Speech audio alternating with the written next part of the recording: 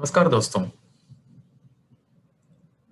Charts पे चर्चा week 1 of May 2021 में आपका स्वागत है। मैं हूं विजय सिम्हा। आनंद राठी आज भी ये कॉल और रिकॉर्डिंग मेरे साथ कर नहीं पा रहे हैं due to some power problems at his place. तो आज मुझे बेयर करना पड़ेगा आप लोगों को।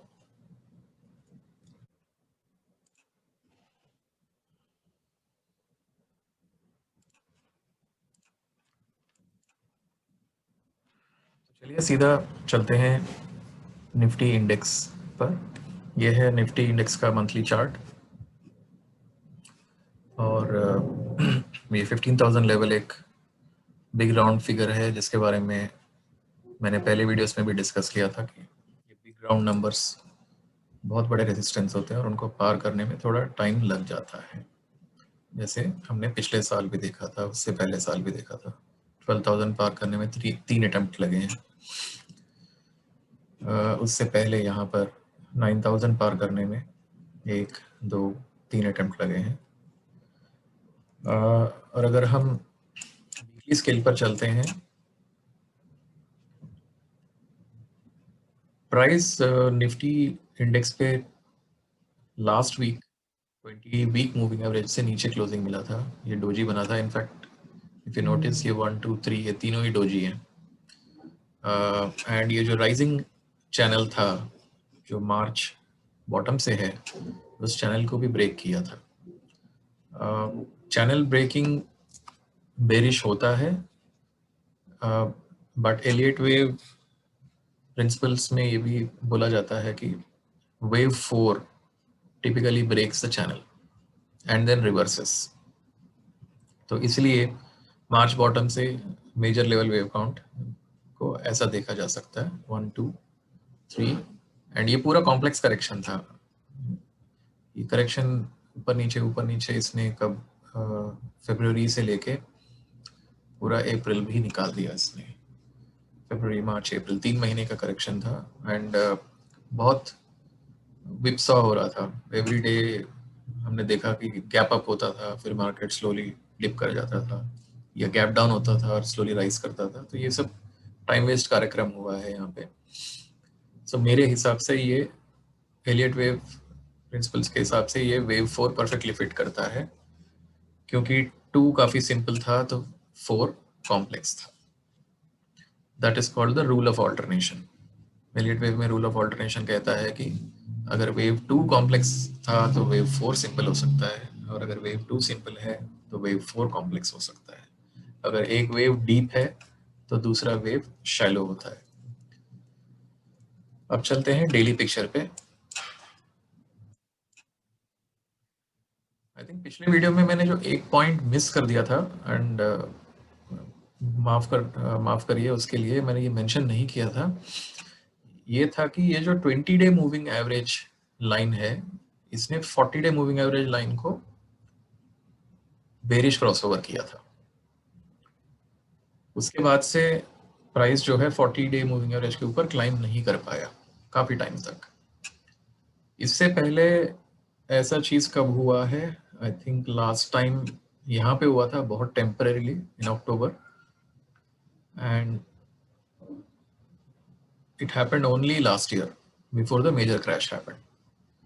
ओके, यहाँ पे हुआ था जनवरी फरवरी 2020 में। उसके बाद अगेन इस मार्च में हुआ है, तो एक साल बाद ये बेरिश क्रॉसओवर हुआ है। तो it was fair that we had bearish outlook, but ये पूरा स्ट्रक्चर, कॉम्प्लेक्स स्ट्रक्चर को देखते हुए आई वॉज कॉन्फिडेंट कि ये बहुत ज्यादा बेरिश स्ट्रक्चर नहीं बनेगा। एंड ऑल्सो ये फॉलिंग चैनल जो है, इसी के अंदर ये पूरा प्राइस एक्शन हो रहा था। हाँ, इंट्राडे एक्सकर्शन हो रहे थे बाहर, but price mostly closed with in this channel. And अभी यहाँ से बाउंस किया एंड ये राइजिंग चैनल के अंदर भी चला गया था last week on Thursday, and then yesterday was a down day. तो अब क्या है, ये कॉम्प्लेक्स करेक्शन खत्म हो गया और can this correction go on for some more time? उसके लिए हमें इंटरनल वेव काउंट में जाना पड़ेगा. I will go down to the hourly scale. Hourly scale में देखा जाए निफ्टी यहाँ से अगर हम काउंट करें, ये 1 2 3 4 5, तो एक छोटा सा 1 हम यहाँ लगा सकते हैं. ये 2 हो गया, ये थर्ड का 1, थर्ड का 2, maybe this is all third of third, fourth, and this is third complete. This whole ABC action could be fourth wave. क्योंकि सेकेंड वेव बहुत डीप नहीं था तो फोर्थ वेव काफी डीप है. दूसरा तरीका यह है कि हम थोड़ा और अगर हाफ एन आवर स्केल में जाके काउंट करें, हो सकता है कि यहाँ से यहाँ एक इम्पल्स वेव खत्म हो गया है, right, and this is all ABC which is wave 2. So I think the correction is more or less done. अगर कल गैप डाउन ओपन होता भी है तो the moment Nifty climbs back above 20-day moving average, we should be looking at bullish bets on the index, because right now we are only discussing the index. ये रहा Nifty का picture. और अगर हम बैंक निफ्टी पे जाते हैं, ये रहा बैंक निफ्टी का monthly chart. Again big round numbers, 38,500 एक बड़ा रेसिस्टेंस है, वहां तक पहुंचा नहीं था. ये करीब 700 पॉइंट पहले से ही ड्रॉप करना शुरू हो गया. But even on a monthly scale it's very easy to count 1 2 3 4 5. तो एक इम्पल्स वेव खत्म हो गया था. और अगर हम ये वीकली स्केल पे जाते हैं तो ये जो राइजिंग चैनल पिचफोर्क जो ड्रॉ किया है 5 वेव्स के बाद बैंक निफ्टी नीचे आ गया है. The interesting thing that you can notice is even ये डाउनफॉल में भी आप 5 वेव्स गिन सकते हो, 1 2 3 4 5. So the question really is this just a leg of the down move? और अब जो हम ऊपर जा रहे हैं ये B leg है. Typically B wave retraces about 50% of A. तो अगर हम सिंपल रिट्रेसमेंट लाइन लगाएं तो करीब करीब 50% हाँ ऑलरेडी बैंक निफ्टी रिट्रेस कर चुका है इस फॉल का. एंड इस राइज में भी देखिए क्लियर रिजेक्शन आया है 50% पॉइंट से, and this is also the middle of the pitchfork. अगर हम डेली स्केल पे जाते हैं तो बैंक निफ्टी का काफी सिंपल करेक्शन रहा. ABC A, ABC B, and this whole thing looked like a wedge and खत्म हो गया है, जबकि निफ्टी में काफी कॉम्प्लेक्स करेक्शन था. अब सवाल ये है कि यहाँ पे करेक्शन खत्म होकर is this a new impulse wave or is this also going into some form of complex correction जहाँ पे थोड़ा और टाइम वेस्ट होगा, जिसका मतलब ये है कि ये A B C और ये ऊपर का अगर X वेव माना जाए तो हो सकता है A B C एक थोड़ा करेक्शन में 2 हफ्ते बर्बाद हो. ये एक पॉसिबिलिटी है. हम एक बार down the scale hourly structure में जाके देखते हैं हमें क्या दिखता है. आवरली स्केल में अगर देखें हम 1 2 थर्ड वेव के अंदर का 1 2 3 can not be so small, but अगर हम देखा जाए तो ये it's not a very convincing impulse wave according to me. तो हो सकता है कि ये सिर्फ एक करेक्टिव वेव हो और एक और करेक्टिव वेव अनफोल्ड हो रहा है नीचे की तरफ. पर जो भी हो, एक चीज पे नजर डालना बहुत जरूरी है. ये जो पॉइंट है रफली 32,250 से लेके 32,000 का जो लेवल है, ये बहुत इंपॉर्टेंट लेवल है बैंक निफ्टी के लिए. क्यों? क्योंकि ये जोन ही था जो पहले पिछले साल और उससे पहले साल रेजिस्टेंस जोन था ये.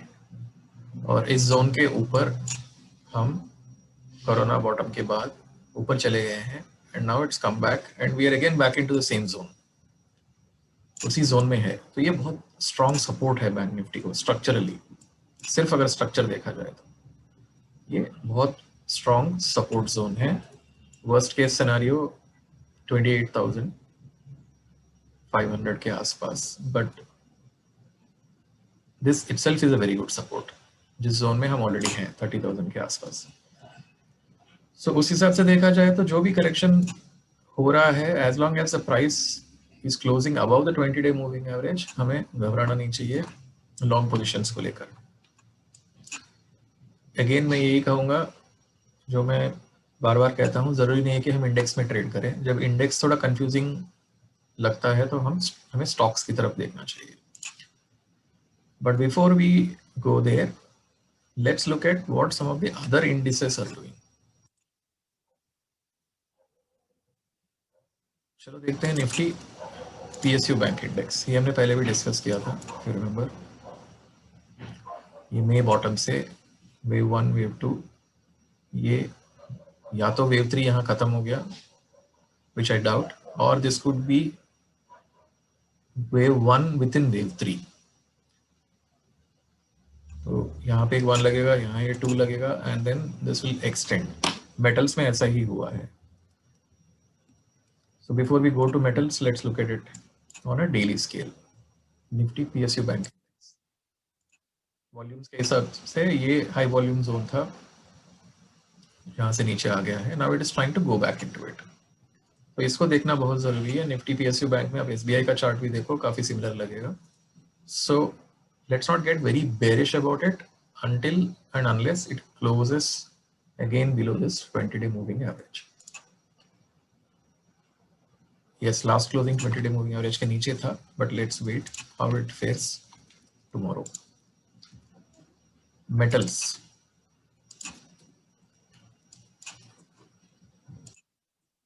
Long-term breakout of this structure.